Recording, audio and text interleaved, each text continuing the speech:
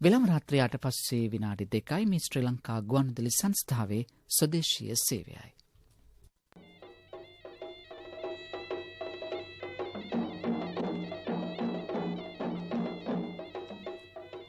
ධර්මානුශාසනාව.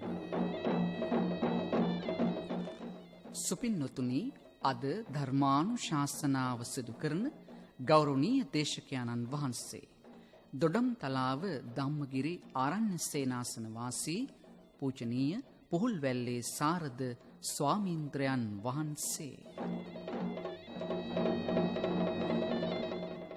ධර්මානුශාසනාවේ දායකත්වයන් මගුලාගම තිඹිරිවැව පදිංචි ජේ.ඒ. රන්බණ්ඩා මහතා, කොළඹ 8 ගෞතමී පාර අංක 78 පළමු පටුමග විමර්ශා සංවිධාන මූලස්ථානයේ කල්යාණි ඉහළගමගේ වර්ණසූරිය මහත්මිය, වෙලන්ගල්ල පදිංචි ජයන්තා සුමනාවති විජේසිංහ මහත්මිය, රුවන්වැල්ල හල් ඔළුව පදිංචි ආර් ගුණසිරි මහතා සහ එම් සෝමාවති දෙපළ, ගිරිඋල්ල වික්‍රමශීලා ජාතික පාසලේ සේවයේ නියුතු පූජනීය ගන්තුනේ සුනන්ද ස්වාමීන්ද්‍රයන් වහන්සේ ඇතුළු පිරිස, මාවතගම ලිඳ උඩවත්ත පුස්සැල්ල පුස්සැලි තැන්න පදිංචි WD ශාන්ත කුමාර මහතා, කැකනදුර පරවාහැර කින්සුඩ්වත්ත පදිංචි විශ්‍රාමලත් විදුහල්පති කේ නන්දසේන මහතා. ගෞරවනීය දේශකයන්න් වහන්සේට පැමිණ සිටින සියලුම දෙනා වෙනුවෙන් දැහත් වට්ටිය පිළිගන්වා ධර්මානුශාසනාව සඳහා ආරාධනා කිරීමේ කටයුතු සිදු කරන්නේ කොළඹ 8 ගෞතමී පාර පළමු පටුමග අංක 78 විමර්ශා සංවිධාන මූලස්ථානයේ කල්යාණි ඉහළගමගේ වර්ණසූරිය මහත්මිය විසින්. සාදු සාදු සාදු.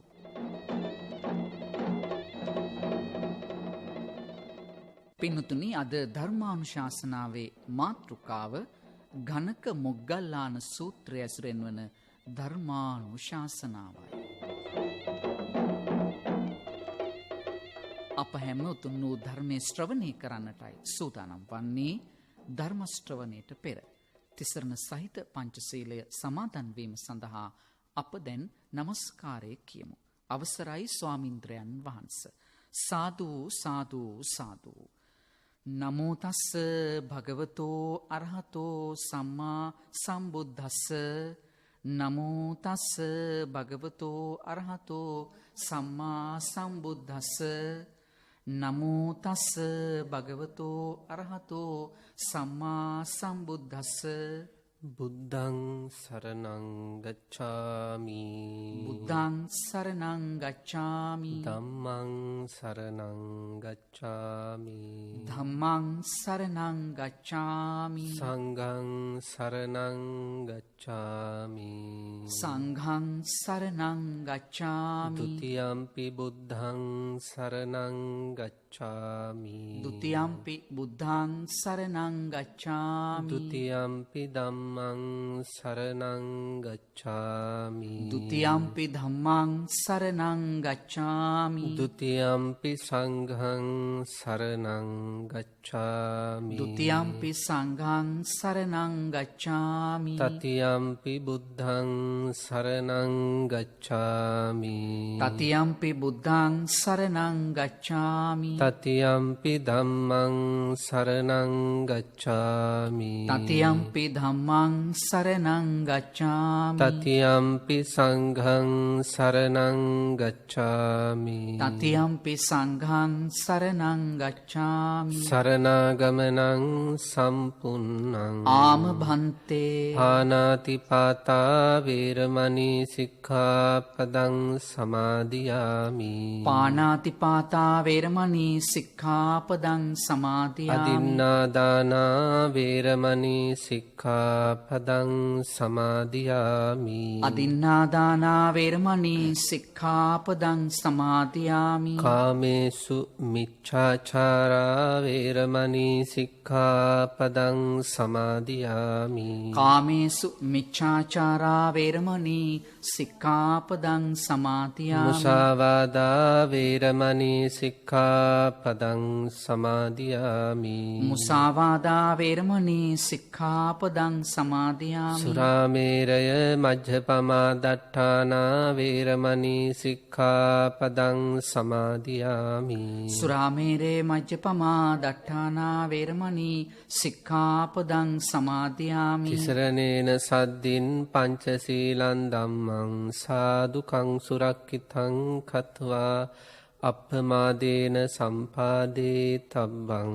ආම භන්තේ සාදු සාදු සාදු. සමන්ත චක්කවාලේසු අත්‍රා ගච්ඡන්තු දේවතා සද්දම්මං මුනි රාජස්ස සුනන්තු සග්ග මොක්ඛදං. ධම්ම ශ්‍රවණ කාලෝ අයං බදන්තා. ධම්ම ශ්‍රවණ කාලෝ අයං බදන්තා. ධම්ම ශ්‍රවණ කාලෝ අයං බදන්තා. සාදු සාදු සාදු.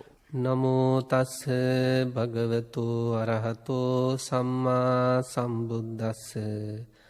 නමෝ තස්ස භගවතු අරහතෝ සම්මා සම්බුද්දස්ස. නමෝ තස්ස භගවතු අරහතෝ සම්මා සම්බුද්දස්ස. සාදු සාදු සාදු. වන්දනීය පූජනීය පින්නන්ත ලෝකවාසී මහා සංඝරත්නයන් අවසරයි. ශ්‍රද්ධාවන්ත කාරුණික ගුණවන්ත පින්නත්නි, අද දවසේ මේ පින්නන්ත පිරිස මේ ගුවන් විදුලියේ වටා එක්රොක් වෙලා ඉන්නේ ශාන්තිනායක සම්මා සම්බුදුරජාණන් වහන්සේ අපේ ජීවිතවල තියෙන හැම දුකක්ම තේරුම් අරගෙන අවබෝධ කරගෙන ඒ දුකෙන් නිදහස් වීමට හේතු වෙන යම්කිසි මාර්ගයක් දේශනා කළා නම් ඒ මාර්ගය පිළිබඳ දැනගෙන ඊට අනුකූලව තමන්ගේ ජීවිතේ සකස් කරගෙන මේ මහා දුක්ඛ ස්කන්ධයන්ගෙන් නිදහස් වෙන්න තමයි මේ පින්තුන්ගේ සූදානම. බුදුරජාණන් වහන්සේ නමක් පහළ වුණ කාලයක අපිට මේ ලෝකයේ තුල මනුෂ්‍යාත්ම භාවයක් ලැබීමත් එක්ක අපි දවසක මරණයට පත් වෙනකොට ධර්මය අවබෝධ කරගත්ත කෙනෙක් විදියට ඇස් දෙක වහගන්න ලැබුණොත් ඒ තරම් වාසනාවක් අතීත සංසාර ගමනේ එකාත්මයකවත් ලැබලා නැහැ. සංසාර ගමනේ අපි මැරුණෙම පෘථග්ජන විදියට. උතුම් ධර්මය අවබෝධ කරගත්ත සෝතාපන්නාදී ශ්‍රාවකයෙක් විදියට සංසාර ජීවිතේ මියයන්ට බැරි වුණ නිසා තමයි අපිට මේ ජීවිතේ හැම දුකක්ම විඳින්න වෙලා තියෙන්නේ. ඒ නිසා තවත් මහා දුක්ඛ ස්කන්ධයකට භවයෙන් භවයේ තල්ලු වෙලා යන්නේ නැතුව මෙවැනි මාහැඟේ අවස්ථාවක අපි දැඩීව හිතට අරගෙන මේ දුර්ලභව හමු වෙච්ච බුද්ධ ශාසනය තුලින් උපරිම ඵල නෙලා ගන්නට කටයුතු කරන්න පෙළඹෙන්න ඕනේ. අපි අපේ ජීවිතේ පින්නත්නි එවැනි දෙයකට ජීවිතේ අපේ හිත පත් කරගත්තේ නැත්නම් අපිට මෙන්න මේ වගේ දෙයක් තමයි වෙන්නේ. අපි අපේ ජීවිතේ පින්නත්නි සතුට හොයාගෙන යන අය. අපි පුංචි කාලේ ඉඳලාම සන්තෝෂයට හරි මාසයි. සන්තෝෂෙන් ජීවිතය ගවන්න හරිම කැමතියි. ඒ නිසා මොකද කරන්නේ? සතුට ලැබෙන විදියටම අපේ ජීවිත සැලසුම් කරනවා. පුංචි කාලේ අපිට ඒක එච්චර තේරුන්නේ නැහැ. ඒ නිසා අම්මලා තාත්තලා අපේ ජීවිතේ සැලසුම් හැදුවා. ශිෂ්‍යත්ව විභාගේ සමර්ථ වෙන්න ඕන, සාමාන්‍ය පෙළ සමර්ථ වෙන්න ඕන, උසස් පෙළ සමර්ථ වෙන්න ඕන කියලා අපිට නොතේරෙන කාලේ අනාගතයේ අපිට සන්තෝෂෙන් ඉන්න, සතුටින් ඉන්න දෙමව්පියෝ අපේ ජීවිතේ සැලසුම් හැදුවා. කාලයක් ගියාට පස්සේ අපිට තේරුණා අපි වර්තමානයේ නිවැරදිව සැලසුම් කළේ නැත්නම් අනාගතයේ සතුට නැති වෙනවා කියලා. පස්සේ අපි ඒ වගකීම් අරගෙන මොකද කරන්න පටන් ගත්තේ? අපිට පුළුවන් විදියට ගොඩාක් උත්සාහ කර සන්තෝෂෙන් ඉන්න, සතුටින් ඉන්න අනාගතයක් වෙනුවෙන් සැලසුම් හැදුවා. මේ ලෝකේ බනහන හැම කෙනෙක් මේ සත්‍ය පිළිගන්නවා. සතුටින් ඉන්න ගොඩාක් සැලසුම් හදපු, ක්‍රමවේද හදපු ඊට අනුකූලව කටයුතු කරපු පිරිසක් තමයි අපි. හැබැයි ජීවිතේ අපි හැම ගොඩාක් සන්තෝෂින් ඉන්න සැලසුම් හදලා අවුරුදු 20 30 40 50 60 ඒ වෙනුවෙන් කටයුතු කළා දැන් ඉන්නේ සතුටෙන්ද කියලා ඇහුවොත් මොකද කියන්න වෙන්නේ නේද? ජීවිතේ සන්තෝෂෙන් ඉන්න සතුටින් ඉන්න ගොඩාක් අවුරුදු ගාණක් සැලසුම් හැදුවනම් දැන් කොච්චර සතුටක් හිතේ තියෙන්න ඕනද? අපේ ජීවිතේ අපි ගොඩාක් සන්තෝෂ හැදුවේ බාහිර දේවල් වලින්. අපේ හිතේ සතුට උපදින කාරණා පැතිකඩවල් දෙකක් තියෙනවා. එකක් අභ්‍යන්තරික ජීවිතය තුළින් සතුට උපදව ගන්න පුළුවන්. අනිත් එක තමයි බාහිර දේවල් වලින් බාහිර සංස්කාර ධර්ම වලින් සතුට උපදවා ගන්න පුළුවන්. අපි අපේ ජීවිතයේ හැම සැලසුමක්ම හැදුවේ බාහිර රූප, ශබ්ද, ගන්ධ, රස, ස්පර්ශ, දරුවන්ගේ ආදරය ආදී තුලින් සැනසෙන්න. හොඳට බලන්න තමන්ගේ ජීවිතයේ සතුට තීරණය කරන ප්‍රධාන සාධක ටික තියෙන්නේ බාහිර. දැන් බලන්න දරුවෝ තමන්ට ගොඩාක් ආදරෙන් කතා කරන කාලෙට හිතේ සතුට තියෙනවද නැද්ද? හරි සන්තෝෂයි. හැබැයි දරුවෝ අපි හිතමු අපි කැමති නැති වචන කතා කරන කාලයක් ආවොත් නේද? පරුස වචන කතා කරන කාලයක් ආවොත් ඒ දරුවන්ගේ ආදරය අපිට නැහැ කියලා දැනෙන කාලයක් ආවොත් හිතේ සතුටට මොකද වෙන්නේ? ඒක නැති වෙනවා. අපේ ජීවිතේ ඔන්න ඔය විදියට බාහිර රූප, ශබ්ද, ගන්ධ, රස, ස්පර්ශ සහ එක එක අයගෙන් ලැබෙන ආදරය ආදිය මත සතුට තීරණය වෙන ගමනක් තමයි ඇවිල්ලා තියෙන්නේ. ජීවිතේ සන්තෝෂ වෙන්න කියලා එකතු කරගත්තෙත් ඒ වගේ දේවල්. අදට සතුට වෙන්න කියලා හොයාගෙන යන්නෙත් ඒ වගේ දේවල් තමයි. හැබැයි ඒවා වෙනස් වෙන දේවල්. ඒවා අපට ඕන විදිහට තියෙන්නේ හරිම කීකරුයි. සංස්කාර ධර්ම කියන්නේ හරිම කීකරු ධර්ම. අපට ඕන විදිහට තියෙන්නේ. ඒ නිසා මොකද වෙන්නේ? ඒවා මත යැපෙන අපේ ජීවිතේ ඒවාට අනුගතව සතුටු වෙන, දුක් වෙන, සතුටු වෙන, දුක් වෙන ජීවිත බවට පත් වෙලා. ඒ බාහිරින් සතුට හොයන අයට ලැබෙන දේ. නිකන් අර පැත්තට ඕන විදියට අපේ හිතේ සතුටයි දුකයි තීරණය වෙලා. බලන්න තමන් ගොඩාක් කැමති කෙනෙකුට බැරිද තමන්ට සතියක් විතර විඳ ඉන්න දෙයක් කරන්න? පුළුවන්. ඒ වගේම සතියක් විතර සන්තෝෂෙන් ඉන්න වැඩක් කරන්නත් බැරිද? බාහිර අයට පුළුවන්. එතකොට එයාලට අනුව අපි නැට වෙන තත්යකට පත් වෙලා අපි සතුටයි දුකයි. බුදුරජාණන් වහන්සේ උගන්වන සතුට ඕක නෙවෙයි. ඒක අධ්‍යාත්මික උපදවා ගන්න සතුටක්. මේ ලෝකේ නිවැරදි ප්‍රතිපත්තිය තුල ප්‍රතිපදාව තුල අභ්‍යන්තරික සතුටක් ගලණය වෙන්න පටන් ගන්නවා. ඔය සාමාන්‍ය ඵල සූත්‍රයේ එහෙම සඳහන් වෙනවා ඔය චිත්ත සමාධි විග්‍රහ කරද්දී. හරියට වතුර පිරුණු විලක ඇතුලාන්තයෙන්ම දිය උල්පතේ වතුර බුබුලු නැగి එන්නේ යම්සේද. අපි හිතුමේ විලට හතර වටෙන් කොහෙන්වත් වතුර එන්නේ නැහැ. වහින්නෙත් නැහැ. හැබැයි ඒ විලේම තියෙන උල්පත් වලින් වතුර එනවා උනනවා. අන්න ඒ වගේ විලක ඇතුලාන්තයෙන්ම දිය බුබුලු නැగి එනවා වගේ. තමන්ගේ හිත අභ්‍යන්තරයෙන්ම බාහිර කිසිම දෙයක් ගැන දෙයක බලපෑමක් නැතුව තමන්ගේ අභ්‍යන්තරයෙන්ම සතුට බුරුබුරා නැගෙන විදියට සතුට අභ්‍යන්තරයෙන්ම උනන විදියට ප්‍රතිපත්තිය තුලින් සන්තෝෂය හදාගන්න පුළුවන් කියලා ඒ සූත්‍රයේ විග්‍රහ කරලා තියෙනවා. අපිට අපේ අභ්‍යන්තරයේ සතුට හදාගන්න ක්‍රමවේදයක් තියෙනවා නම් අරව පස්සේ දුවන්න ඕනද? වෙලාවකට වැඳ යන්න වෙලා තියෙනවද නැද්ද? ඇයි පුතේ ඔහොම කරන්නේ? ඇයි පුතේ දුක් දෙන්නේ? බලන්න අර දරුවෝ නිසා සැනහෙන දෙමව්පියෝ දරුවෝන්ගේ පස්සේ ආයාචනා කර යනවා. ඇයි? දරුවෝ මතයි සතුට තීරණය වෙන්නේ. බුදුරජාණන් වහන්සේ එවැනි තත්යකට අපිව තල්ලු කරන්නේ. තමන්ගේ අභ්‍යන්තරයේම වර්ධනය කරගන්න ප්‍රතිපත්තියක් තුලින් අභ්‍යන්තරයේම උපදින සතුටක්. අන්නේ සතුට අපි මැරෙන්න කලින් ළඟා කරගන්න ඕනේ. ඒ සතුට ලඟ වෙන කෙනෙකුගේ ජීවිතේට ප්‍රතිපත්තියක් තුලින්. එවැනි ප්‍රතිපත්තියක් පිළිබඳව විග්‍රහ කරන සූත්‍රයක් තමයි දේශනාවට තෝරගත්තේ. ගණක මොග්ගල්ලාන සූත්‍රය. මොකද්ද මේ සූත්‍රයේ තියෙන පොත? මජ්ක්‍ධිම නිකායේ. මජ්ක්‍ධිම නිකායේ සඳහන් වෙලා තියෙන මජ්ක්‍ධිම නිකායේ උපරිපන්නාසකේ. ගණක මොග්ගල්ලාන සූත්‍රය කියන්නේ බාහිර දේවල් වලින් සතුට හොයාගෙන යන අයට අභ්‍යන්තරයෙන්ම සතුට උපදවා ගන්න පුළුවන් වැඩපිළිවෙල විග්‍රහ කරපු සූත්‍රය. බුදුරජාණන් වහන්සේ ළඟට පිරිනත් දවසක් එනවා ගණක මොග්ගල්ලාන කියන බ්‍රාහ්මණයා. මේ බ්‍රාහ්මණය ඇවිල්ලා බුදුරජාණන් වහන්සේට සඳහන් කරනවා භාග්‍යතුන් වහන්සේ ධනු ශිල්පය මේ ලෝකේ තියෙනවා. හස්ති ශිල්පයත් මේ ලෝකේ තියෙනවා. ඊළඟට යුද ශිල්ප මේ ලෝකේ තියෙනවා. ඒ හස්ති ශිල්ප වේවා යුද ශිල්ප වේවා ධනු ශිල්ප වේවා.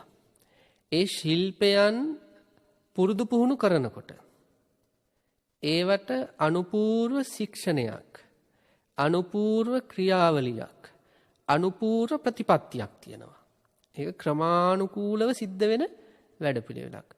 ඔබ වහන්සේගේ මේ ශාසනය තුලත් ඒ වගේ අනුපූර්ව ශික්ෂාවක් අනුපූර්ව ක්‍රියාවලියක් අනුපූර්ව ප්‍රතිපත්තියක් තියෙනවා. මෙන්න ගණක මොග්ගල්ලාන ඇවිල්ලා බුදුන් වහන්සේගෙන් අහන එක. බුදුරජාණන් වහන්සේ සඳහන් කරනවා ඔව් මගේ ළඟට යම්කිසි ශ්‍රාවකයෙක් ආවොත් ඒ ශ්‍රාවකය ක්‍රමානුකූලව මේ ලෝකයේ තියෙන උතුම්ම සන්තෝෂය තමයි නිවන කියන්නේ. අපි ඒකනේ කියන්නේ නිවන් දුක කියලාද නිවන් සැප කියලාද කියන්නේ. අපි කියන්නේ නිවන් සැප කියලා. මේ ලෝකේ අපි පංචකාමයේ තුලින් විඳින සැපට වඩා දසදහස් වාරයක් කෝටි ප්‍රකෝටි වාරයක් ඉහළගයක් තියෙන සැපයක් තමයි නිර්වාණ සැපේ කියන්නේ. එතකොට එවන් මහා සැපයක් කරා අරගෙන යන්නට බුදුරජාණන් වහන්සේ සඳහන් කරනවා මගේ ළඟට එන ශ්‍රාවකයොත් අනුපූර්ව ශික්ෂාවක මම සමාදන් කරනවා. අනුපූර්ව ක්‍රියාවලියක ප්‍රතිපත්තියක මම සමාදන් කරනවා. ඒ වගේ ක්‍රමානුකූල වැඩපිළිවෙලක් තුලින් තමයි එයා උතුම්ම සැපතට අරගෙන යන්නේ. හැබැයි උතුම්ම සැපතට අරගෙන යන්නේ ප්‍රතිපත්තිය වඩද්දිත් මොකද වෙන්නේ? අපේ ජීවිතයේ අභ්‍යන්තරික සන්තෝෂය හැදෙනවා. අපි බලමු මේ සූත්‍රය අරගෙන ඇත්තටම මේ සඳහන් කරන විදියට ඇතුළාන්ත සතුට හැදෙන වැඩපිළිවෙලක් ප්‍රතිපත්තිය නැද්ද කියලා. ගණක මොග්ගල්ලාන කියන මේ බ්‍රාහ්මණයට බුදුරජාණන් වහන්සේ ඉස්සෙල්ලම සඳහන් කරනවා තමන් වහන්සේ ළඟට යම්කිසි ශ්‍රාවකෙක් ආවොත් එයා ඉස්සෙල්ලාම ප්‍රාතිමෝක්ෂ සංවර සීලේ පිහිටුවනවා. මොකද්ද ප්‍රාතිමෝක්ෂ සංවර සීලය කියලා කියන්නේ? සතරපාදී භයානක තැන්වලට වැටෙන්නේ නැතින ඉඩකඩ වහලා නිර්වාණාදී උතුම් මෝක්ෂ තත්ත්වයන්ට අපිව අරගෙන යන සීලයට කියනවා ප්‍රාතිමෝක්ෂ සංවර සීලය. පින්නතුන්ට තියෙන ප්‍රාතිමෝක්ෂ සංවර සීලය මොකද්ද බුදුන් වහන්සේ පනවපු? පංච සීලය. ප්‍රාතිමෝක්ෂ සංවර සීලය පින්නතුන්ට පංච සීලය. ස්වාමින් වහන්සේලාට සාමණේර දස සීලය සහ උපසම්පදා සීලය. ඊළඟට මේ පින්නතුන් පොවේට රකින්නවා මොනවද? අට්ඨංගු පෝසත සීලය. ඊළඟට දස සීලය, ආජීව අට්ඨමක සීලය, නවංගු පෝසත සීලය. ඒ ඔක්කොම වැටෙන්නේ මොකටද? ප්‍රාතිමෝක්ෂ සංවර සීලයට. ඒ ප්‍රාතිමෝක්ෂ සංවර සීලයේ තියෙන ප්‍රධාන ලක්ෂණය තමයි කයයි වචනයයි විතරයි පාලනය කරන්නේ. බලන්න ඉස්සෙල්ලාම පුංචි තැනකින් පටන් ගන්නෙ. පාලනය කරන්න ලේසි කයයි වචනයයිද නැත්නම් හිතද? කයයි වචනයයි. හිත පාලනය කරන එක හරි අමාරුයි. ඒ පාලනය කරන්න අමාරු එක පාලනය කරන්න කලින් බුදුන් වහන්සේ ඉස්සෙල්ලාම ශ්‍රාවකයා පහසු තැනින් පටන් ගන්නවා කයයි වචනයයි පාලනය කිරීම තුල. ඒ කයයි වචනයයි පාලනය කිරීම තුල අපට සතුට ඇති වෙන්නේ කොහොමද? මෙන්න මෙහෙමයි. අපි හිතමු යම්කිසි කෙනෙක් ඉන්නවා නිරන්තරයෙන් පරුස වචන කියන. හැම තිස්සෙම පරුස වචන කියනවා. මෙයා මේ විදිහට පරුස වචන පරුස වචන කී කාලයක් ඉන්නවා කියලා හිතමු. එයාට එහෙම කාලයක් ගිහිල්ලා මම පරුස වචන කියපු කෙනෙක් කියලා මතක් වෙද්දී ඇති වෙන්නේ සතුටද දුකද? දුකක්. අපි හිතමු කෙනෙක් බොරු කියනවා. එයා නිරන්තරයෙන් බොරු කියනවා. එයාට කාලයාගේ ඇවෑමෙන් අපි හිතමු මරණාසන්න මොහොතාව කියලා. මරණාසන්න මොහොතේ යාට මතක් වුණොත් මං ගොඩාක් බොරු කියලා අනිත් අය රවට්ටපු කෙනෙක් කියලා. සතුටද දුකද? දුකක්. කෙනේ ප්‍රාණඝාත, දත්තාදාන, කාමමිත්‍යාචාර, රහමෙර මත්පැන් ආදී භාවිතා කිරීම බහුලව සිද්ධ කරනවා. මෙයා මේ වැරදි වලින් අයින් වෙන්න හිතන්නේවත් නැහැ. කාලයාගේ ඇවෑමෙන් මෙයාට අර කරපු වැරදික නැති වෙන්නේ දුකක්. සතුටක් උපදින්නේ නැහැ. හැබැයි යම් කිසි කෙනෙක් ජීවිතේ තේරුම් ගන්නවා. බුදුරජාණන් වහන්සේ ගැන ධර්මය ගැන මහා සංඝරත්නය ගැන ලොකු හැඟීමක් ඇවිල්ලා. සංසාර දුක්ඛය ගැන ලොකු අවබෝධයක් ඇති වෙලා. අනේ මේකෙන් මම පැන ගන්න ඕනේ කියලා මේ බුදුන් වහන්සේ මේ ගණක මොග්ගල්ලාන මේ බ්‍රාහ්මණයට මේ විස්තර කරන මේ පළවෙනි පියවර තුල පාතිමෝක්ඛ සංවර සීලය පිහිටනවා. එයා යම් කිසි දවසක ඉඳලා පටන් ගන්න එක අවුරුදු 20 දී වෙන්න පුළුවන් 30 දී වෙන්න පුළුවන් 60 දී හරි වෙන්න පුළුවන්. මෙයා ප්‍රාණඝාතයෙන් ටිකෙන් ටික අයින් වෙනවා. මදුරුවෙක්වත් ඇඟට වැහුවට මරන්නේදී මට්ටමට මෙයා එනවා. එච්චර මෙයා දිනු වෙනවා. මෙයා කාලයක් තිස්සේ අන්සතු දේවල් ගන්න එකෙන් අයින් වෙදිනවා. කාමයේ වර්ධවා හැසිරෙන එක මෙයා සම්පූර්ණ ජීවිතෙන් අයින් කරනවා. මෙයා බොරු කියන එක නතර කරනවා. මෙයා කවර ප්‍රශ්නයකදීවත් පරුෂ වචන එකතු කරගන්නේ. මෙයා පරුෂ වචන වලින් අයින් වෙනවා. රහමෙර මත්පැන් ආදී භාවිතා කරන එකෙන් අයින් වෙනවා. මෙහෙම අවුරුද්දක් හිටිය කියමු. අවුරුද්ද අවසානයට ඇති වෙන්නේ සතුටද දුකද? ලොකු සතුටක්. අදටත් මේ ලෝකේ බණහන පිරිස් අතර වෙණි අය ඉන්නවද නැද්ද? ජීවිතේ යම් යම් කාලවල නොදන්නකමට අඩුපාඩු සිද්ධුණත් යම් දවසක ගත්ත අදිෂ්ඨානයක් අනේ ආයෙනම් මේ පාපයන්ට මම කරගහන්නේ මම ඔබ වහන්සේ සරණ ගිහිල්ලා මගේ ජීවිතේ හදා ගන්නවා කියලා යම් කිසි දවසක අදිෂ්ඨානයක් ගත්තද එදා ඉඳලා තමන් රකින්න ශික්ෂාපද ගැන තමන්ට දැන් තියෙන්නේ කොච්චර සතුටක්ද? බලන්න මරණාසන්න මොහොතේ මතක් වුණොත් මම අවුරුදු 5ක් පන්සිල් රැක්කා. මම අවුරුදු 5ක් අවුරුදු 4ක් පන්සිල් රැක්කා. අවුරුද්දක් පන්සිල් රැක්කා. සතියක් පන්සිල් රැක්කා කියලා. ඒ තමන් සතුටක්ද නැද්ද? අන්න බලන්න. බුදුරජාණන් වහන්සේ ශ්‍රාවක ඉස්සෙල්ලාම පිළිටුවන්නේ ඔන්න ඔය සීලේ. පාතිමොක්ඛ සංවර සීලේ. ඒ සීලය පිළිබඳව තමන්ට මතක් වෙන්න මොකක්ද උපදින්නේ? සතුට. ඔන්න පළවෙනි ක්‍රමවේදය. ඊළඟට බුදුරජාණන් වහන්සේ දේශනා කරනවා ශ්‍රාවකේ ඊළඟට ටිකක් අමාරු එකකට තමයි යවන්නේ. පහසු එක තමයි පළවෙනි එක. දැන් දෙවෙනි එක. ඉන්ද්‍රිය සංවර සීලය. මොකක්ද ඉන්ද්‍රිය සංවර සීලය කියලා කියන්නේ? මේ සූත්‍රයට අනුකූලව නම් විග්‍රහ කරලා තියෙන්නේ ලෝභ දේශ මොහ උපදින යම් නිමිති අනුනිමිති තියෙනවා නම් ලෝභ දේශ මොහාදී ක්ලේශයන් උපදවන යම් නිමිති අනුනිමිති තියෙනවා නම් අන්න ඒවා ලුහු බඳින තත්ත්වෙන් මෙයා අයින් වෙනවා. ඒ මොකක්ද ඒ කියන්නේ? ඒක මෙන්න මේ වගේ දෙයක්. මේ ලෝකේ තියෙනවා අපි ඒක මේ වගේ උපමාවකින් තේරුම් ගමු. අපි හිතමු යම් කිසි කෙනෙකුට උෂ්ණ කෑම ආහාරයට ගත්තොත් අපි તો අන්නාසි වගේ දේවල් ආහාරයට ගත්තම මෙයාගේ ශරීරය තුවාල දානවා. දැන් මෙයා හොඳට දන්නවද නැද්ද මේ අන්නාසි වගේ දේවල් දැම්ම මගේ ශරීරේ කුෂ්ඨ දානවා කියලා? මෙයා දන්නවා. එහෙනම් මෙයා ඊට පස්සේ මොකද කරන්න ඕන? අන්නාසි දැක්කට පස්සේ එයා මොකද කරන්න ඕන? අන්නාසි දැක්කත් අන්නාසි පස්සේ දුවන එක මොකද කරන්න ඕන? නතර කරන්න ඕනේ. එහෙම නතර වුණොත් එදායින් පස්සේ කුෂ්ඨ දාන එක මොකද වෙන්නේ? නතර වෙනවා. අන්න ඒ වගේ අපේ ජීවිතවලත් පින්නත්නි මේ ලෝකේ බනහන පින්නතුන්ට තේරෙනවා තමන් දන්නව තමන්ගේ හිතේ ලෝභය අවුස්සන රූප මොනවද කියලා. ලෝභාදී ක්ලේශ ලෝභාදී තණ්හාදී රාගාදී මොනවා හරි අකුසල ධර්ම උපදවන රූප, ශබ්ද, ගන්ධ, රස, ස්පර්ශ ආදරය ආදී මේ ලෝක සත්‍යය දන්නවා. ඒක හරියට අතීතයේ අන්නාසි කාලා කුෂ්ඨ දානවා කියලා දැනගත්තා වගේ. හොඳට දන්න මේවා බැලුවොත්, මේවා ඇහුවොත්, මේවා වින්දොත්, මේවා ගැන හිත හිටියොත් මගේ අකුසල් උපදිනවා. ලෝභාදී කෙලෙස් උපදිනවා. ඒ වස්තු පස්සේ ක්ලේශ සහගතව දුවනවා කියලා. එහෙනම් ඒ දේ වෙනවා කියලා Taman දන්නවනම් ඒ ඉන්ද්‍රිය අසංවරයේ තුල Tamanට දුක් විපාක ලැබෙනවා කියලා දන්නවනම් එවැනි කෙලෙස් උපද්දවන රූප හමුවේ මොකද්ද කරන්න ඕනේ? අන්නාසිකෑමෙන් වැළකුණා වගේ ඒ රූපේ නිමිති අනුනිමිති ගැනීමෙන් වළකින්න ඕනද නැද්ද? වළකින්න ඕනේ. දැන් අපිත් එක්ක දැන් සමහර පින්නතුන් කතා කරනවා ස්වාමින්වහන්සේ මං මේ පංචශීලය හොඳට ආරක්ෂා කරනවා. ඉතින් මං ගෙදරදී ආනාපානය වඩන්න උත්සාහ කරනවා. ගෙදරදී ඊළඟට මම අසුභ භාවනාව වඩන්න උත්සාහ කරනවා. සමාධියක් එන්නේ නැහැ. ඇයි කියලා අහනවා. මෙච්චර හොඳට මම පන්සිල් රකින්න ඒත් භාවනාවකින් සාර්ථක මේ තැනකට යන්න බෑ. ඉතින් අපි එතකොට අහනවා ටෙලි නාට්‍ය බලනවද? ටෙලි නාට්‍ය නම් බලනවා. ගී සින්දු අහනවද? හදිසියෙන් අහනවා. එතකොට පංචශීලයේ ආරක්ෂා කළත් මෙයාගේ ලෝභ, දේශ, මෝහ ආදී කෙලෙස් උපදින දේවල් පස්සේ මෙයා යනවද නැද්ද? එහෙනම් සමාධියකට යන්න කොහොමවත් බෑ. මේ පිළිතුන් දන්නෝනේ සප්තවිසුද්ධි විග්‍රහ කරද්දී ඉස්සෙල්ලාම තියෙන සීල විසුද්ධිය. සීල විසුද්ධියේ තියෙන ඔය ප්‍රාතිමොක්ඛ සංවර සීලයත් ඉන්ද්‍රිය සංවර සීලයත්. ඒ සීල් නැති කෙනාට චිත්ත විසුද්ධි කියන සමාධිය උපදින්නේ නැහැ. එහෙනම් අපි හොඳට දැනගන්න ඕනේ දැන් බුදුරජාණන් වහන්සේ මේ ක්‍රමානුකූලව ගැඹුරු සමාධි මට්ටම් වලට අරගෙන යන්නේ මේ අවවාද දෙන්නේ. ඉස්සෙල්ලම් ප්‍රාතිමොක්ඛ සංවර සීලේ පිළිටන්න ඕන. ඊළඟට තමන්ගේ හිතේ මොනවා හරි රූපයක්, ශබ්දයක්, ගන්ධයක්, රසයක්, ස්පර්ශයක් හරි කෙනෙක්ගෙන් ලැබෙන ආදරයක් පස්සේ හරි. ලෝභ, දේශ, මෝහ සහගතව දුවන ගතියක් තියෙනවා නම් අන්න එවැනි දේවල් ඇහැට ගැටෙනකොට ඒ විසභාග අරමුණු වලින් පරිස්සම් වෙන්න ඕන. මේක අපි කරන්නම ඕන.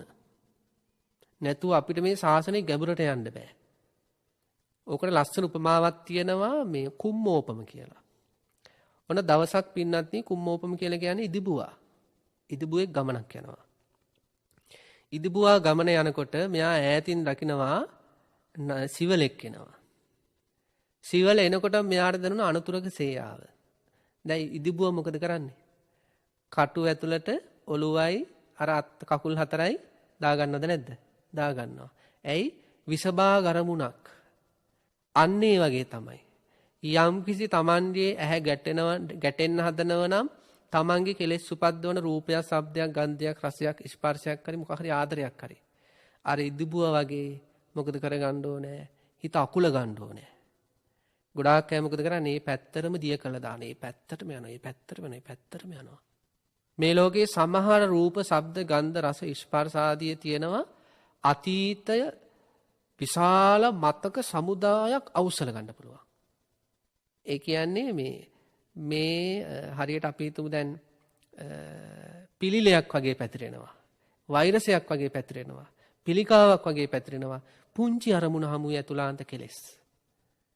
ඒ නිසා ගොඩාක් පරිස්සම් වෙලා ඉන්ද්‍රිය සංවරය රැක ගන්න ඕනේ. අන්න එහෙම ඉන්ද්‍රිය සංවරය රැකගෙන කාලයක් හිටියොත් එයාට ඇති වෙන සතුටද දුකද? සතුටක්. අද අපි දුක් විඳිනව නේද? අද අපි දුක් විඳින්න ප්‍රධාන හේතුව අතීත ඉන්ද්‍රිය අසංවරයන්. යම් කිසි කෙනෙක් නිසා දුක් විඳිනවා නම් ඉස්සෙල්ලාම එයා දැකපු දවසේ තමන්ගේ හිතේ ඒ රූපය පිටිපස්සේ ලෝභ සහගතව දුවද්දි විදර්ශනාවකින් පාලනය කරගත්තේ නැහැ. අද අපි විඳින දුකට හේතුව කවුරුවත් නෙවෙයි. අතීත අපේ ඉන්ද්‍රිය අසංවරයමයි. භාවනාවකට ගියාට පස්සේ හිත සමාධිගත වෙන්නේ නැහැ. හරිය නොසන්සුන්. ඇයි? අතීතයේ ඇතුළට දාගත්ත දේවල් ඉන්ද්‍රිය අසංවරයෙන්. ඒ දාගත්ත දේවල්මයි ඇතුලේ වැඩ කර කර මට සඳහන් කළා ඒක තාත්තා කෙනෙක් භාවනාවට ගියාට පස්සේ ස්වාමීන් වහන්සේ ලොකුම කරදරේ කිව්වා මොනවද? ගී සින්දු. මෙයා සංගීතයට හරීම කැමතියි. සම වැදිලා කිව්වා ඉයර්ෆෝන් ගහගෙන ගී සින්දු අහන්නේ. හැබැයි අරණ්‍යයකට හරි පන්සලකට ගිහිල්ලා හරි භාවනාවක් කරද්දී අන්තිම මොහොත වෙනකම්ම Tamanට කරදර කරන්නේ අර ඇතුළට දාගත්ත ගී සින්දු. ඇතුළාන්තයේ මොකද වෙන්නේ? මෙන්න ඇතුළාන්තයේ වැඩ කරනවා. ඒතර ආනාපාන අරමුණට හිත යන්නේ නැහැ. තේරෙනව නේද පින්නතුන්ද? එතකොට අපි අපේ ජීවිතයේ ආධ්‍යාත්මික සතුට උපදවා ගන්න මාර්ගය තුල යද්දී දෙවෙනි පියවරේදී සඳහන් කරනවා අනිවාර්යයෙන්ම ඇහැ කන නාසය දිවකය මනස රැක ගන්නම වෙනවා. රැක ගන්නම වෙන විසභාග අරමුණු වලින් නිමිති අනුනිමිති ගන්න නැතුව. එහෙම ඉන්ද්‍රිය සංවරය තුල ඉන්න කෙනාගේ ජීවිතේට සන්තෝෂය ඇති වෙනවා. ඊළඟට බුදුරජාණන් වහන්සේ දේශනා කරන තුන්වෙනි කාරණාව තමා භෝජනයේ මාත්‍රාව. යම් කිසි කෙනෙකුගේ ජීවිතේ භෝජනයේ මාත්‍රාව තියෙනවා නම් ඒක යාගේ ජීවිතේ සතුට ඇති වෙන්න හේතුවක්. ඇයි බුදුරජාණන් වහන්සේ මේ භෝජනයේ හේවත් ආහාර පාන වලටත් යම් යම් බලපෑම් කරලා තියෙන්නේ. ආහාරය විශේෂයි පස් පැත්තකින් තණ්හාව ගලනවා. අපි හිතමු කේක් කෑල්ලක් තියෙනවා කියලා. කේක් කෑල්ලක් දැන් මේ මේසෙ උඩ තියෙද්දී කේක් දකිද්දී තණ්හාව උපදිනවද නැද්ද? සාමාන්‍ය කෙනෙකුට උපදිනවා. කේක් සුවඳ පැතිරෙද්දී තණ්හාව උපදිනවද නැද්ද? තණ්හාව උපදිනවා. කේක් කියද්දී ඒ කැහෙද්දී තණ්හාව උපදිනවා. කේක් මතක් වෙද්දී ඒ තණ්හාව උපදිනවා. කේක් දකිද්දි තණ්හාව උපදිනවා. කේක් කියන සද්දය හෙද්දි තණ්හාව උපදිනවා. කේක් වල සුවඳ පැතිරෙද්දි තණ්හාව උපදිනවා. කේක් දිවට දැනෙද්දි තණ්හාව උපදිනවා. කේක් ස්පර්ශ කරද්දි අල්ලලින දුන කේක් කෑල්ලක් තණ්හාව උපදිනවා. ආහාරය කියන්නේ පස් තැනකින් අපි තණ්හා සහගතව අල්ලගන්න සංස්කාර. එතකොට මේ ආහාරයේ විශේෂ තියෙන ගිජු බව පාලනය කරන්න තමයි බුදුරජාණන් වහන්සේ භෝජනයේ මත්ඤ්‍යතාවය දේශනා කළ තියෙන්නේ. මේ පින්නතුන්ට මතකද පුත්ත මාංසෝපම සූත්‍රය? බුදුරජාණන් වහන්සේ කොහොමද දේශනා කරන්නේ අපි ආහාර ගන්න ඕන විදිය? යම්කිසි අම්මෙකුයි තාත්තෙකුයි කාන්තාරයක් මැද පුංචි දරුවෙක් එක්ක ගමනක් යනවා. මතකයි නේද? පුංචි දරුවෙක් එක්ක මේ ගමන යනකොට කණ්ඩ බොණ්ඩ කිසිම දෙයක් නැති තත්යකට එනවා. දැන් මැරෙන්න තරම් ආසන්නයි. මේ වෙලාවේදී මේ දෙන්නා තීරණය කළොත් එහෙම මේ දරුවා මරාගෙන කණ්ඩ.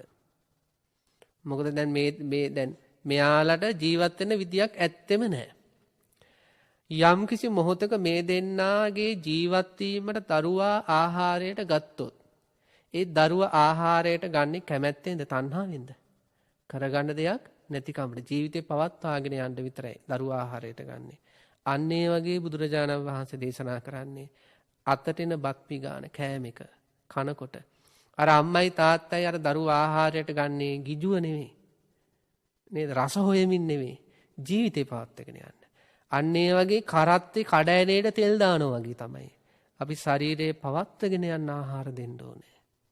මේ ශරීරයේ පවත්වාගෙන යන අපි දන්නෝනේ ආහාර ඕන කියලා. ඒ සඳහා ආහාර දෙන්නේ. ඊළඟට තුවාලයකට අපේ තු බේත් ගල්වනවා කියලා. අවශ්‍ය මාත්‍රාවටම නේද බේත් ටික ගල්වන්නේ. අන්න ඒ වගේ තුවාලයකට මේ ශරීරය කියන්නේ තුවාලයක් වගේ තමයි. හම් මාස් කටු නහර එකතු වෙච්ච පිළිකුල් සහගත දෙයක්. මෙන්න මේ ශරීරයට මේ තුවාලයක් වගේ මේ ශරීරයට එහෙනම් ආහාර දෙන්නත් ඕන තුවාලයකට බේත් දානවා වගේ. නමුත් ගොඩාක් අයගේ ධර්මයේ තුල ඉන්නවා කියලා හිතන ගොඩක් අයගේ ස්වභාවය මොකද්ද? ආහාර ගනිද්දී. නේද? ඒ ලෝභ දේශ මොහ ආදී වැඩෙන විදිහට ආහාර ගන්න. ඒ කියන්නේ ඒකේ අර දැන් පොයේ දවසට මේ පින්නතුන් උපාසක උපාසිකාවන් විදිහට සිල් සමාදන් වුණාට පස්සේ ප්‍රත්‍යවේක්ෂාවක් කරනව නේද? ආහාර ප්‍රත්‍යවේක්ෂාව. يعني සිහිනුවන උපද්දනෝ මේ ආහාරය මොකටද? මේ ආහාරය මොකටද කියලා සිහි උපද්දවනවා. ඒක පොයට විතරද පාවිච්චි කරන්න ඕන? නෑ. භික්ෂුන් වහන්සේලා වශයෙන් අපි හැමදාම උදේ සහ දහවල් දානේ ගනිද්දී හැන්දෑවේ ගිලම්පස ගනිද්දී ප්‍රත්‍යවේක්ෂා කරලා තමයි ආහාර සහ ගිලම්පස ගන්න ඕනේ. ඒ දායකයෝ මහත් ශ්‍රද්ධාවෙන් දෙන දෙයට එක පැත්තකින් පිනත් වෙන්නත් අපේ පැත්තේ තණ්හාදී ක්ලේශෝ නූපදින්නත් ආහාර ගන්නේ නුවණින් මෙනෙහි කරමින්. ගිලම්පස ටික පවා. එතකොට අන්නේ විදියට තුන්වෙනුව බුදුරජාණන් වහන්සේ මේ ශ්‍රාවකයා භෝජනේ මත්ඤ්‍යතාවය පිහිටුවනවා. එතකොට බලන්න පාතිමෝක්ඛ මේ තමන් කියලා හිතන්නකෝ. දැන් ඔන්න තමන්ගේ හොඳට පාතිමෝක්ඛ සංවර සීලයක් තියෙනවා. පන්සිල් ආදී හොඳට රැකගෙන ඉන්නවා. ආජීවට්ටමක සීල ආදී. ඉන්ද්‍රිය සංවරයත් හරි හොඳට තියෙනවා. ඇහැ කන නාසය දිවකය මනස පරිස්සම් කරගෙන ඉන්නවා. භෝජනේ මාත්‍රාවත් වෙන හොඳ සිහිනුවණින් තමයි තමන් ආහාර ගන්නෙ. සතුටක්ද නැද්ද? ඒ ජීවිතේ දිහා බලලා කොච්චර සතුට වෙන්න පුළුවන්ද තමන්ට? ඒ ජීවිතේ තමන් නම් ඒ අම්ම කෙනෙක් නම් ඒ අම්ම දිහා බලලා දරුවාට සතුට වෙන්න බැරිද? බාහිර අයට පවා තමන්ගේ ප්‍රතිපත්තිය දිහා බලලා සතුට වෙන්න පුළුවන්. අතීතයේ වැඩ වාසය කරපු උතුමන් වහන්සේලාගේ ජීවිත දිහා බලලා අපි කොච්චර සතුට වෙනවද? අතීතයේ හිටපු උතුමන් වහන්සේලා බලන්න මහා වනාන්තරවල වැඩ වාසය කළා. පින්දපාතේ හරියට නැහැ. සෙනසුන හරියට නැහැ. ගංගා තීරයේ කියන මහතෙරුන් වහන්සේ සඳහන් කරනවා තමන් වහන්සේගේ කුටිය තල්කොළ වලින් අටවල තිබ්බේ කියලා. ඒත් හිතේ සතුට තිබ්බා ප්‍රතිපත්තිය තුලින්. පින්දපාතේ ආහාරය තුලින් නෙවෙයි හිතේ සතුට තීරණය කළේ. බාහිර රූප ශබ්ද ගන්ධ රස ස්පර්ශ වලින් නේ උතුමන් වහන්සේලාගේ හිතේ සතුට තීරණය කළේ ප්‍රතිපත්තිය තුලින්. අපේ සමහර පින්නතුන් හිතනවා අනේ කොහොම කැලේ මේ හාමුදුරන් වහන්සේලා ඉන්නවද? හරියට දාන්නේ ටිකවත් නැහැ නේද? අවුවට පිච්චෙනවා, වැස්සට තෙමෙනවා. අපේ සමහර පින්නතුන්ට හිතනවා නෑ උන්වහන්සේලා ගොඩාක් සන්තෝෂයෙන්. ඇයි? ප්‍රතිපත්තිය තුලින් එන සතුට තියෙනවා. මොකක් හරි ක්‍රමයකින් අපට ඕන හිතේ සතුට හදාගන්නනේ. එහෙනම් තමන්ගේ ප්‍රතිපත්තිය තුලින් සතුට එනවා නම් ආයෙ වෙන සතුටවල් ඕන නෑ. මේකද සතුට හැදිලා මෙතන තියෙන්නේ. එතකොට අපි හොඳට තේරුම් ගන්න ඕන අපේ පින්නතුන් මේ ක්‍රමවේද යටතේ මේ සඳහන් කළ තුන තිබ්බත් පාතිමෝක්ඛ සංවර සීලය හරියට තියෙනවා නම් ඉන්ද්‍රිය සංවර සීලය හරියට තියෙනවා නම් භෝජනේ මත්ඤ්‍යතාවයේ තියෙනවා නම් එපමණට හිතේ සන්තෝෂي තියෙනවා. ඒතර දරුවන්ගෙන් සතුට වෙන්න ඕනේ නැහැ. ඇතුලේ සතුට තියෙනවා. ස්වාමියා භාර්යාව නැත්නම් අම්මා තාත්තගෙන් ලැබෙන ආදරයෙන් සතුට වෙන්න ඕනේ නැහැ. කොච්චර මේ සමාජයේ ඉන්නවද අනිත් අයගෙන් ලැබෙන ආදරය ගැන දුක් වෙන අය. ඇයි මෙයාට මාව වටින්නේ නැද්ද? මේ දුක් වෙනවා. ඇයි මෙයාට මං ගැන අගයක් නැත්තේ? ඇයි මට ආදරේ නැත්තේ? මං කොච්චර කරනවද? වෙලාවට කේන්තිත් යනවද නැද්ද? කේන්තිත් යනවා. රණ්ඩුවටත් යනවා. මෙච්චර කරනවා මං ගැන හැඟීමක් නැහැ කියලා. ඇයි මේ? අර කට්ටිය තුලින් තමයි මේ හිතේ සන්තෝෂය හැදෙන්නේ. ලැජ්ජයි ඇත්තටම. ලැජ්ජ වෙන්න ඕනද නැද්ද? ලැජ්ජ වෙන්න ඕන. මෙන්න බුද්ධ ශාසනයක් ලැබිච්ච කාලේ අපිට ඇතුලාන්තයෙන්ම අන් අය පස්සේ ගිහිල්ලා හොයාගන්න අවශ්‍ය නැති ඇතුලාන්තයෙන්ම සන්තෝෂයක් උපදවා ගන්න අවශ්‍ය ක්‍රමවේදයක් තියෙද්දි අපි තාමත් අරව පස්සේ දුවනවා නම් ඉතින් කවද වෙනකන් දුවන්නද? මැරෙනකම්ම දුවන්න වෙන්නේ. ඒ නිසා අපි ඒ වැඩේට හිත තියන්න ඕන. ඔය අනිත් අය මත යැපෙමින් සතුටු වෙමින් ඔය ගෙවන ජීවිතයක් තියෙනනේ ඒක හරි පා කරපු ජීවිතයක්. මට දැනෙච්ච විදිය. හරිද? මට දැනෙච්ච විදියට අනිත් අය මත සතුට තීරණය කරන ජීවිත හරිම අසරණයි. අපි මේ අසරණ වෙන්න ඕනේ. අපිට අභිමාණෙන් ඉන්න පුළුවන් අභ්‍යන්තරික ජීවිතේ ආධ්‍යාත්මිකව වර්ධනය කරගත සතුටක් අත්දැකීමෙන්. ඉතින් එහෙම පාතිමොක්ඛ සංවර සීලය, ඉන්ද්‍රිය සංවර සීලය, භෝජනේ මත්තානිතය. හතර වෙනුව සඳහන් කරනවා අපි කළ යුතු දේවල්. ජාගරියාණු යෝගය. ජාගරියාණු යෝගය කියද්දි මෙතනදී විස්තර කරලා තියෙන්නේ දහවල, රාත්‍රී, අලුයම පංච නීවරණ දුරු කරමින් සක්මනේ යෙදීම. ඔන්න දේශනා කළ තියෙන එක.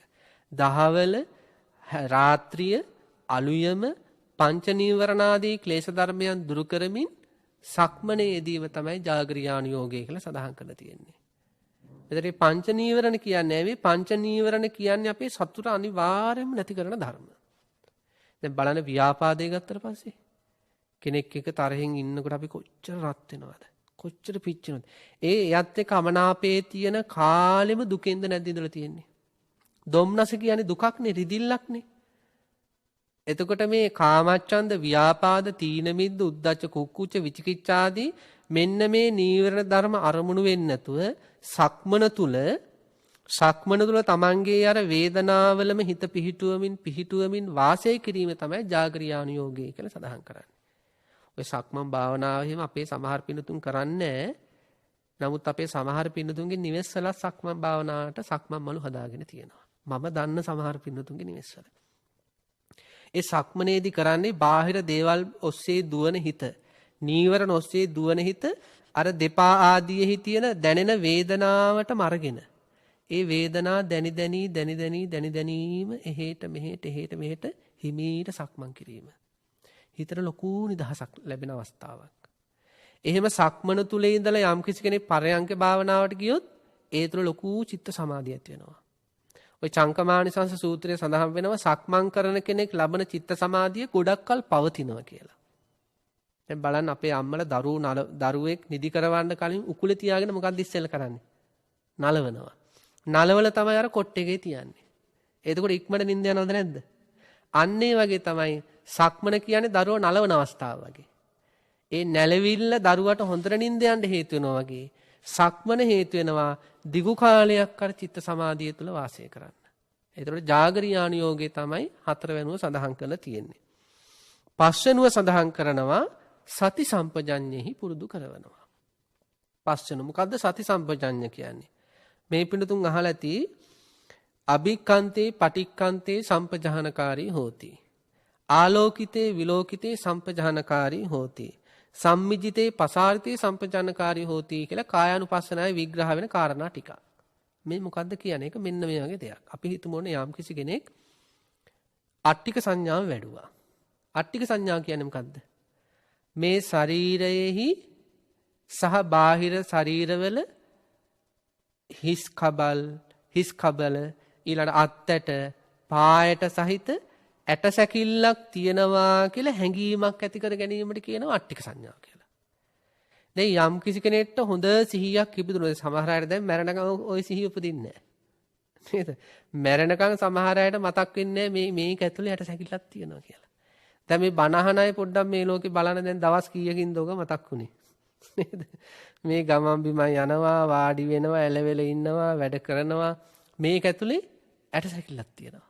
මතක් වෙන්නේ නැහැ. සමහර අය ඇට සැකිල්ලක් දැකලා හීනෙන් බය වෙලා කෑ ගහලා නැගිටලා අල්ලන්නෙත් මොන වගේ කෙනෙක්ද? ඒ වගේම ඇට සැකිල්ලක් තියෙන කෙනෙක්ම හොල්ලලා තමයි බය වුණා කියලා කියන්නේ. හීනෙන් දැක්කෙත් ඒ වගේ ඇටසැකිල්ලක්. හරිද? එතකොට අට්ටික සංඥාව කියන්නේ එයා සංඥාව කියන්නේ මේ හැඟීම හඳුන ගන්නවා තමාගේ සහ බාහිර මේ හැම ශරීරයක් ඇසුරු කරගෙනම ඇටසැකිල්ලක් තියෙනවා කියලා. අන්න ඒ විදියට අට්ටික සංඥාව ඉපදුනාට පස්සේ ශරීරය ගැන තියෙන තණ්හාදි රාගාදි කෙලෙස් දුරු වෙනවා. බලන්න එහෙම හැඟීමක් ඇති කරගත්ත කෙනෙක් අභික්ඛන්තේ පටික්ඛන්තේ සම්පජානකාරී හොති කියන්නේ මෙයා යම්කිසි අවස්ථාවක ඉදිරියට යනකොට මේ ශරීරයේ ඉදිරියට යනකොට මෙයාට සිහිය උපදින මේ ඇටසැකිල්ලක් තමයි ඉස්සරහට යන්නේ. ඒක නුවණින් ජීවත් වීමක්. එයා පෙරලා එනකොටත් එයා දන්නවා මේ ඇටසැකිල්ලක් තමයි මේ ආපස්සට එන්නේ. ආලෝකිතේ විලෝකිතේ කියන්නේ එයා යම්කිසි දිශාවක් බලන මේ ඇටසැකිල්ලක් සහිත ශරීරය ඇසුරු කරගෙන තමයි මම මේ පැත්තට හැරිලා මේ බලන්නේ. හරිද? ඒ විදියට සංඝාතිපත්ත චීවර ධාරණේ. يعني චීවර يعني වස්ත්‍රාදිය භාවිතා කරද්දී බව පාත්‍ර ගැනීම වලදී බව මේ ඇටසැකිලි සහිත ශරීරයක් තමයි මම මේ භාවිතා කරන්නේ කියලා. අන්න ඒකට කියන අට්ටික සංඥාවෙන් නුවණින් වාසය කරනවා කියලා. අන්න ඒ විදිහට යම් කිසි කෙනෙක් තමන් පුරුදු කරපු කමඨහනක් එදිරිදා ජීවිතේ සියලු ඉරියව් තුළ පාවිච්චි කරනකොට අපි කියනවා සති සම්පජාන්නකාරීව ජීවත් වෙනවා කියලා. අසුබේ වඩපු කෙනෙක් කැමතිසේම මේ මස් ගොඩක් අරගෙන මං ගමන් බිමන් යනවා ආදී වශයෙන් මේ සිහි උපදවගෙන කටයුතු කරනවා. අන්න ඒ විදිහට ශ්‍රාවකයා ඊළඟට ඔන්නෝක ටිකක් අමාරුයි. දැන් අපේ මේ පින්නතුන් ලෝකේ බණහන පින්නතුන් භාවනා කරපු අය ඕන තරම් ඇති. අරන් වලට ගිහිලා භාවනා වැඩසටහන් වලට ගිහලා ගෙදරදී උනත් අසුබය හොඳට වැඩිච්ච අවස්ථා තියෙනවා. හැබැයි මේ අසුබ හැංගීමෙන් දවස ගෙවන්න ගොඩක් අයට අපහසුයි. අට්ටික සංඥා ඉපදිච්ච අය ඇති. අනිත්‍ය ආදී සංඥා ඉපදිච්ච අය ඇති. හැබැයි ඒ හැංගීමෙන් එදිරිදා දවස ගෙවන්න ගොඩක් අයට අපහසුයි.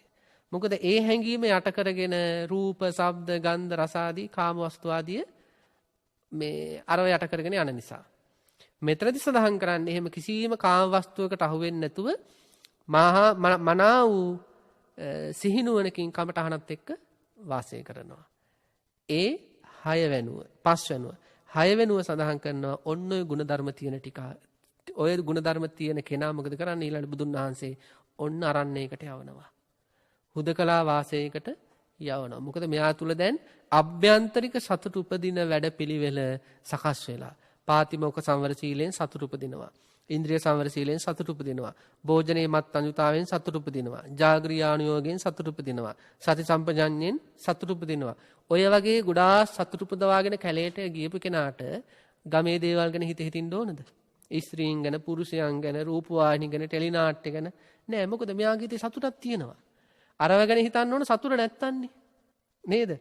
හිතේ සතුට නැත්තන් හිත හිස්නම් ඒ හිස්කම පුරව ගන්න තමයි අරව ගැන හිතින්න ඕන. මෙයාගේ හිතේ සතුට තියෙනවා ඉන්ද්‍රිය සංවරාදිය තුලින්. ඒ නිසා මේ කැලේඩි ගියපු කෙනාට ආයේ අමුතු සතුටක් හොයාගෙන ගමට එන්න ඕනද? නෑ. එයා බොහෝම සතුටින් බලන්න කැලේ තුල බුදුරජාණන් වහන්සේ දේශනා කරනවා ප්‍රථම අධ්‍යාහයටපත් වෙනවා, ද්විතිය අධ්‍යාහයටපත් වෙනවා, තතිය අධ්‍යාහයටපත් වෙනවා, චතුර්ථ අධ්‍යාහයටපත් වෙනවා. ඊළඟට පංචස්කන්ධ විදර්ශනාට යනවා. එයාගේ සසර ගමන කෙලවර කරගෙන තුම්ම සැපතටපත් වෙනවා. ඒ නිසා අන්න ඒ වගේ ප්‍රතිපත්තියක් තුළින් සතුට හොයාගෙන යන්න අපිත් පටන් ගන්න ඕනේ.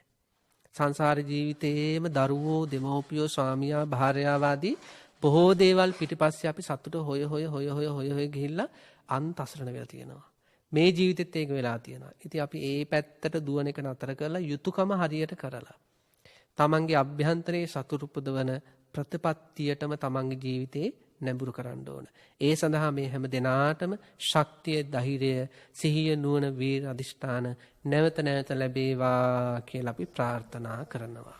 අවසරයි ස්වාමින්ද්‍රයන් වහන්සේ, අද දවසේ ධර්මානුශාසනාවේ දායකත්වයන් අරමුණු ඉදිරිපත් කරන්නට 2020 7 වෙනි මාස 6 වන දිනට 80 වෙනි ජන්මදිනය සමරන පඬුවස්නුවර මගුලාගම තිඹිරිවැව පදිංචි එම් රන්මැණිකේ සිය භාර්යාවට නිදුක් නිරෝගී සුව සහ දීර්ඝායුෂ පැතීම සඳහා දෙපාර්ශ්වයම මියගිය දෙමව්පියන් ඇතුළු සියලු ඥාති මිත්‍රාදීන්ට පින් අනුමෝදන් කිරීමත් පුතුන් දෙදෙනා වන සුනිල් විජේ බණ්ඩාර, ජයමග බණ්ඩාර, දියණියන් දෙදෙනා කුසුම් ජයකොඩි, චන්ද්‍රා ජයකොඩි, බෑණනුවන් දෙදෙනා රංජිත් අබේසේකර, ශාන්ත ජයලත්, මල්ලි රංජිත් හෙට්ටිආරච්චි ඇතුළු පවුලේ සියලුම මුණුබුරු මිනිබිරියන්ට සෙත් පැතීමත්, දේශකයන් වහන්සේට නිදුක් නිරෝගී සුව චිරජීවනයේ පැතීමත්, අපවත් වී වදාළ සියලුම මහා සංඝරුවනට නිවන් සුව ප්‍රාර්ථනා කිරීමත් ඒ සමගම පවත්නා රෝග බිය දුරු වී රටවාසී ලෝවාසී සැමට සිතක් ශාන්තියක් වේවායි